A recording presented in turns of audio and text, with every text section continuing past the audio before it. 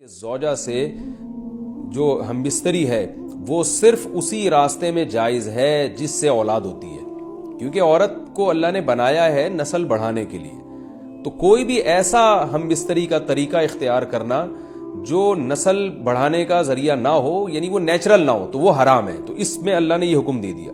تو اس سے صاف یعنی حدیث سے بھی پتہ چلتا ہے، اور تمام فقہاء کا اجماع بھی ہے اس آیت کی روشنی میں کہ مسئلہ تھوڑا حیا کے خلاف ہے، لیکن میرا خیال ہے بتانا ضروری ہے کہ پچھلے راستے سے عورت سے ہم بستری کرنا بالکل حرام ہے، ناجائز ہے، اور نبی صلی اللہ علیہ وسلم کی اس پہ بہت شدید لعنت ہے، بہت شدید وعید ہے۔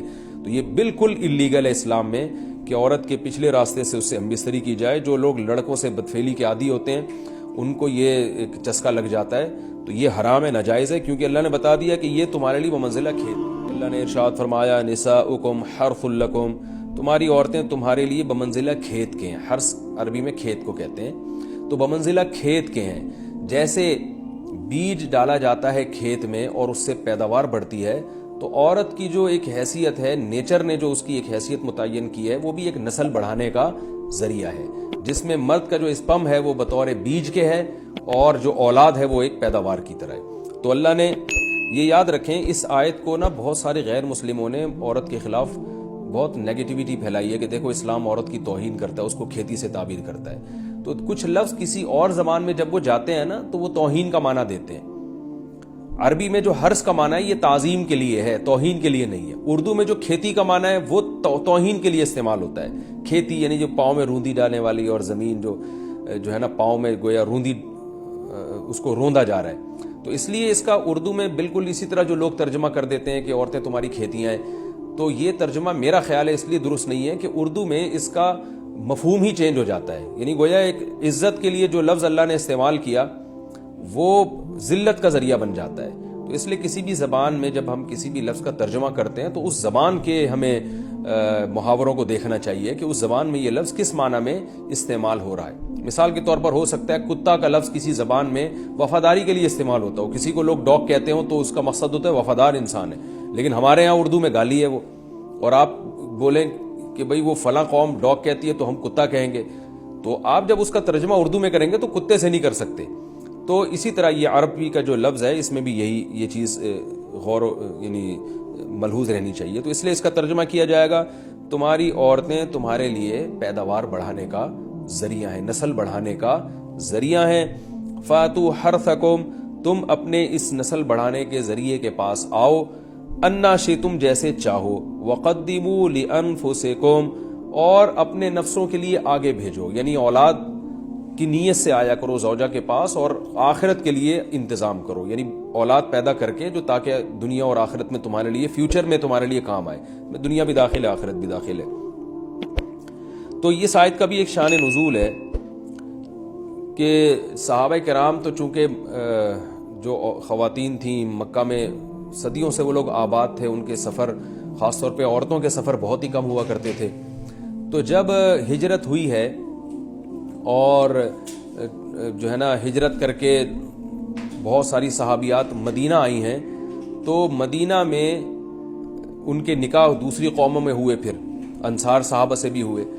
تو چونکہ تقویٰ تھا ان خواتین میں، للہیت تھی، تو بعض جگہ ایسے واقعات ہوئے کہ میاں بیوی کے جو آپس کا ریلیشن ہوتا ہے، ظاہر ہے وہ ہر قوم میں اور ہر جو ہے شخص کا مزاج دوسرے سے مختلف ہوتا ہے، تو بعض مردوں نے اس طرح سے اپنی زوجات کے ساتھ ہم بستری کی کہ ان خواتین کو پھر اشکال ہوا کہ پتہ نہیں اس طرح سے ہم بستری کرنا جائز بھی ہے یا نہیں ہے۔ تو انہوں نے نبی صلی اللہ علیہ وسلم سے یہ مسئلہ پوچھا کہ یا رسول اللہ، ہمارے شوہر ہمارے پاس اس طرح سے آتے ہیں تو کیا یہ جائز ہے یا نہیں؟ تو ان کے سوال کو بھی مبہم رکھا گیا، اور قرآن نے اس کے جواب کو بھی کنایتاً بیان کیا، کیونکہ مسئلہ بظاہر حیا کے خلاف ہے، تو قرآن جب بھی کوئی ایسی بات ہوتی ہے تو اشارتاً کنایتاً اس کا تذکرہ کر دیتا ہے تاکہ مسئلہ بھی واضح ہو جائے، کیونکہ ظاہر ہے اس کی ضرورت تو قیامت تک آنے والے انسانوں کو پڑ سکتی ہے نا۔ یہ تو ہر میاں بیوی کا اپنا ایک ذاتی مسئلہ ہوتا ہے کہ ہمیں کس طرح سے پرمیشن ہے، کس طرح سے پرمیشن نہیں ہے۔ تو اللہ تعالیٰ نے بھی اشارتاً ہی اس حکم کو قرآن میں بیان کر دیا، اور قرآن میں اس لیے بیان کیا کہ تاکہ اس میں کوئی اجتہادی اختلاف کی گنجائش نہ رہے۔ تو اللہ نے قرآن مجید میں بیان کیا، فرمایا نساؤکم حرث لکم، تمہاری جو ازواج ہیں، تمہاری جو بیویاں ہیں، وہ تمہارے لیے بمنزلہ کھیت ہیں۔ کھیت کا مطلب کیا ہوتا ہے؟ پیداوار بڑھانے کا ذریعہ۔ تو تو اس میں سب سے پہلا مسئلہ تو قرآن نے یہ بیان کر دیا کہ زوجہ سے جو ہم بستری ہے وہ صرف اسی راستے میں جائز ہے جس سے اولاد ہوتی ہے، کیونکہ عورت کو اللہ نے بنایا ہے نسل بڑھانے کے لیے.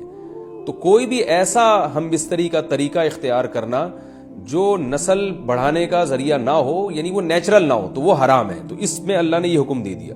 تو اس سے صاف یعنی حدیث سے بھی پتہ چلتا ہے اور تمام فقہاء کا اجماع بھی ہے اس آیت کی روشنی میں کہ مسئلہ تھوڑا حیا کے خلاف ہے، لیکن میرا خیال ہے بتانا ضروری ہے کہ پچھلے راستے سے عورت سے ہم بستری کرنا بالکل حرام ہے، ناجائز ہے. اور نبی صلی اللہ علیہ وسلم کی اس پہ بہت شدید لعنت ہے، بہت شدید وعید ہے. تو یہ بالکل اللیگل ہے اسلام میں کہ عورت کے پچھلے راستے سے اس سے ہم بستری کی جائے. جو لوگ لڑکوں سے بدفعلی کے عادی ہوتے ہیں ان کو یہ ایک چسکا لگ جاتا ہے، تو یہ حرام ہے، ناجائز ہے، کیونکہ اللہ نے بتا دیا کہ یہ تمہارے لیے بمنزلہ کھیت کے ہیں. تو اس میں قرآن نے وہ جو سوال تھا نا اس کی طرف اشارتاً جواب دے دیا اور آگے فرمایا فاتو حرثکم، تم اپنے کھیت کے پاس آؤ، یعنی پیداوار بڑھانے کا جو ذریعہ ہے اس جگہ کی طرف آؤ، انا شئتم، جیسے چاہو. یعنی باقی جس طرح سے تم چاہو زوجہ سے ہم بستری کر سکتے ہو، اس میں کوئی خاص طریقہ متعین نہیں ہے. میاں بیوی کا ایک دوسرے سے کوئی پردہ نہیں ہے. ہن لباس لکم وانتم لباس لہن، یہ دونوں ایک دوسرے کے لیے لباس ہیں. تو اس میں طریقہ کار کوئی بھی ہو سکتا ہے، کسی بھی طرح سے کرنا چاہو ایک دوسرے سے لطف اندوز ہو سکتے ہو.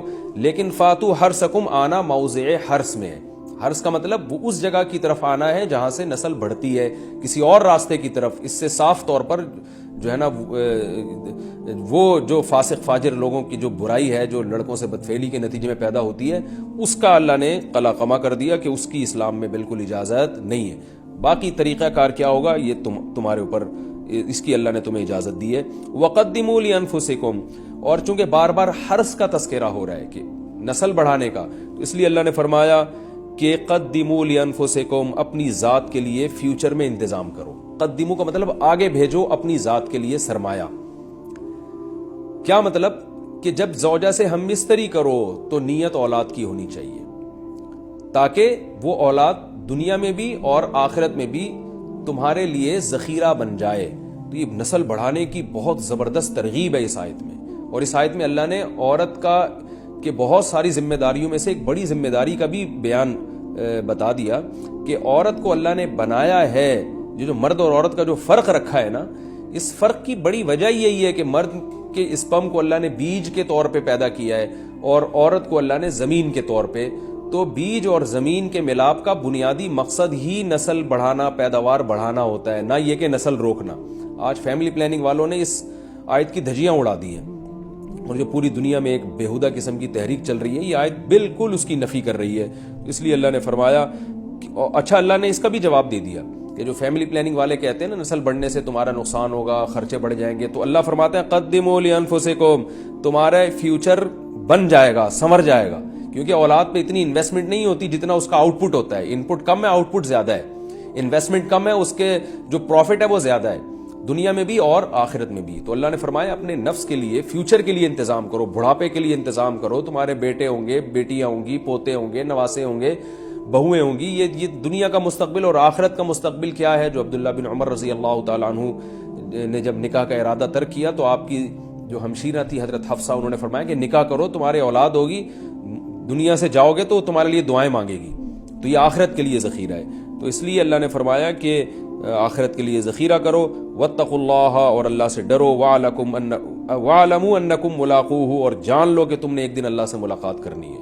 تو جتنے حکام اللہ نے تمہیں اس آیت میں دیے ہیں ان تمام حکام کو تم نے فالو کرنا ہے. وبشر المومنین، اور ایمان والوں کو خوشخبری سنا دے.